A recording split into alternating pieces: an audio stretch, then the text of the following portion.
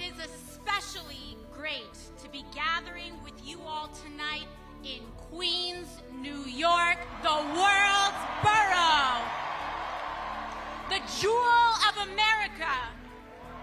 Just in this slice of New York City alone, we represent over 100 languages and cultures.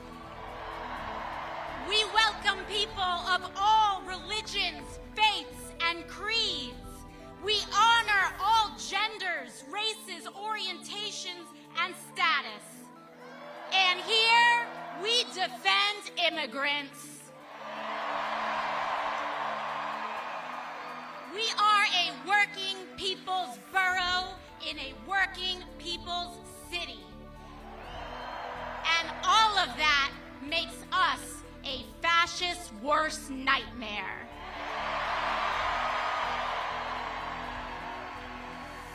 Queens, we gather here today at both a perilous moment for our country and on the precipice of hope for our city. Because in 9 short days, we will work our hearts out to elect Zohran Kwame Mamdani as the next mayor of the great city of New York. And it is going to take all of us. But to be honest, it always has. That we are all here in this moment, during this time, is not a coincidence. And it is also not a coincidence that the very forces that Zohran is up against in this race mirrors what we are up against nationally. Both an authoritarian, criminal presidency fueled by corruption and bigotry, and an ascendant right-wing extremist movement.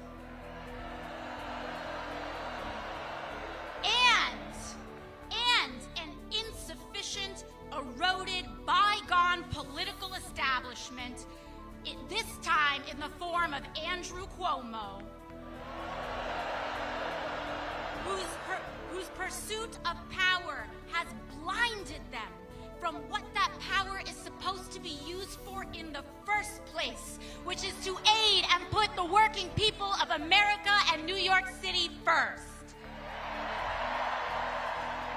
And Queens, both of these challenges are fueled and funded by the same billionaire class whose apparent greatest fear is an equitable, affordable, and prosperous nation and city for all, not just the very few.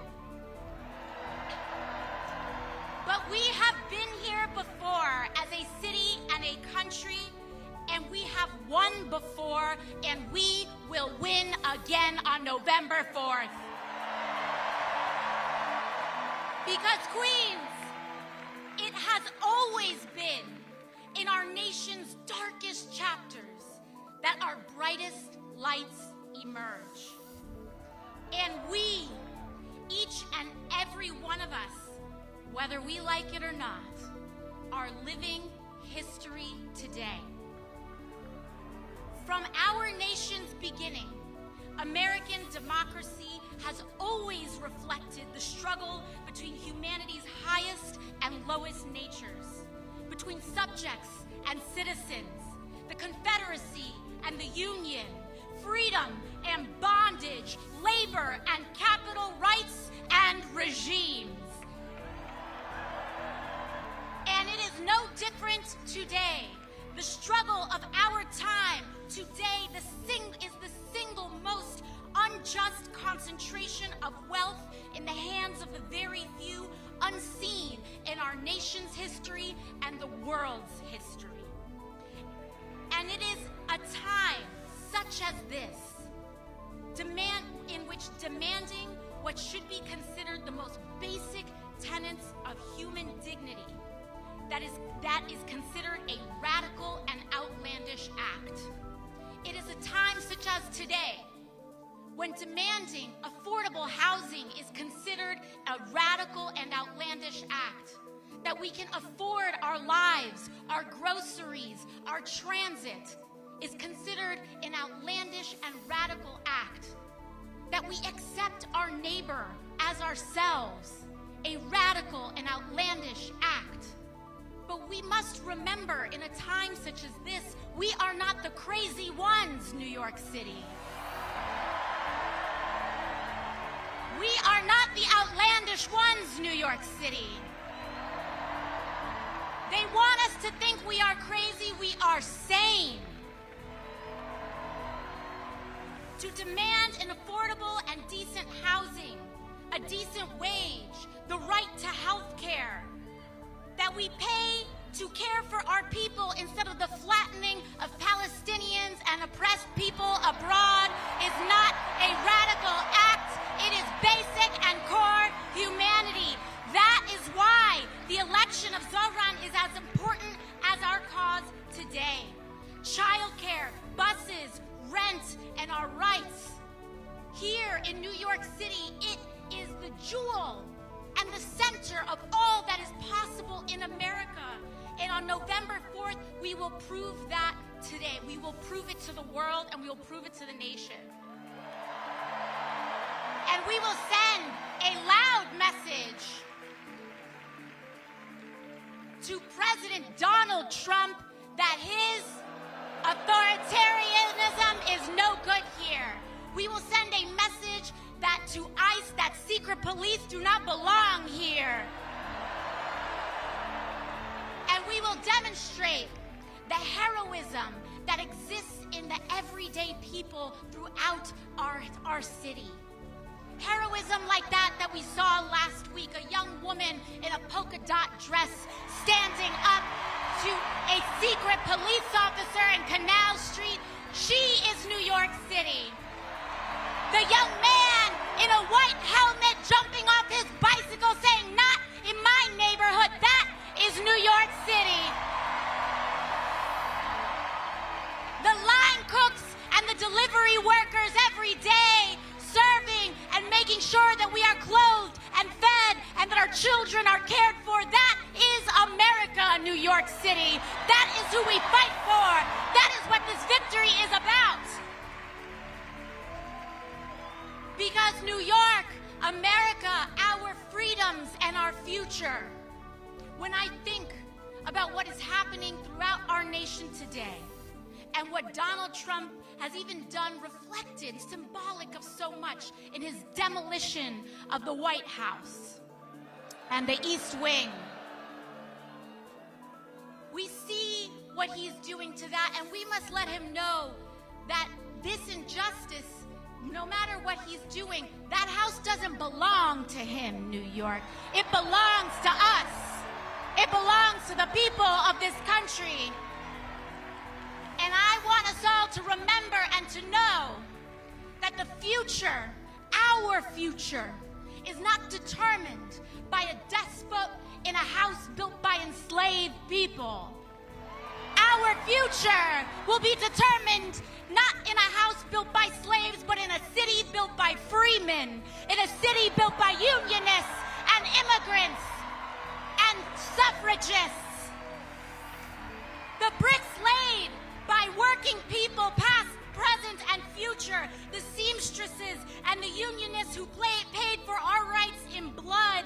This city was built by the Irish escaping famine, Italians fleeing fascism, Jews escaping Holocaust, Black Americans fleeing slavery and Jim Crow, Latinos seeking a better life, Native people standing for themselves, Asian Americans coming together in Queens, in Brooklyn, in the Bronx, in Manhattan, in Staten Island, in this country, in a vision to build the freest, toughest, and greatest city on earth, and we will not stop now, New York.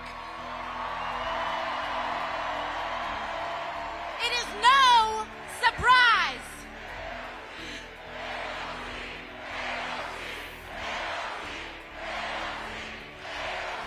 NYC, baby, NYC.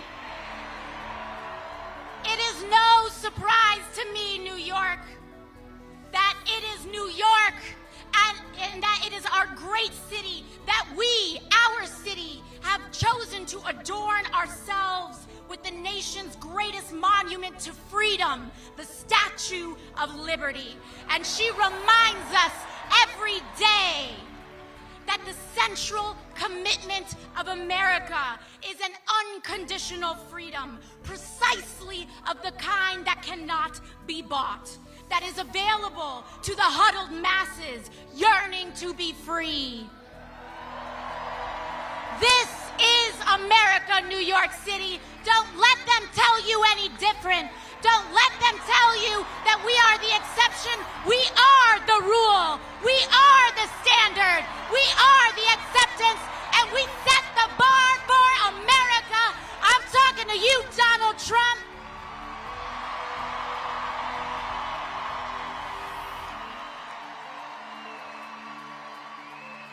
There has been a day before his presidency, and there will be a day after. And it belongs to us. Thank you, New York. I love you, New York.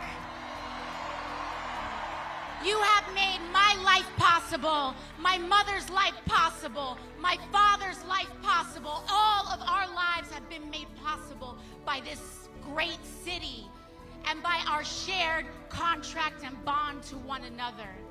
And it is my honor tonight to introduce to you all another great born New Yorker. From Brooklyn.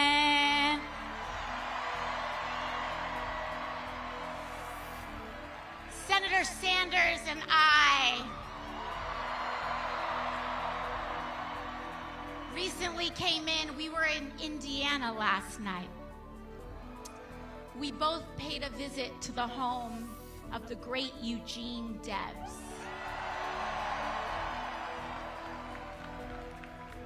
And I had the honor of presenting Senator Sanders last night with the National Eugene Debs Award, in which the foundation and the people who steward Debs' legacy have honored Senator Sanders as the foremost leader and advocate for labor and class struggle in the United States of America. And it remains such a great privilege and honor to call him a friend, a mentor, a treasured person that we had, and a New Yorker, that's right. And so I know we all love him so dearly. And so let's make sure that we give him the biggest rousing welcome that he receives this year in introducing Senator Bernie Sanders.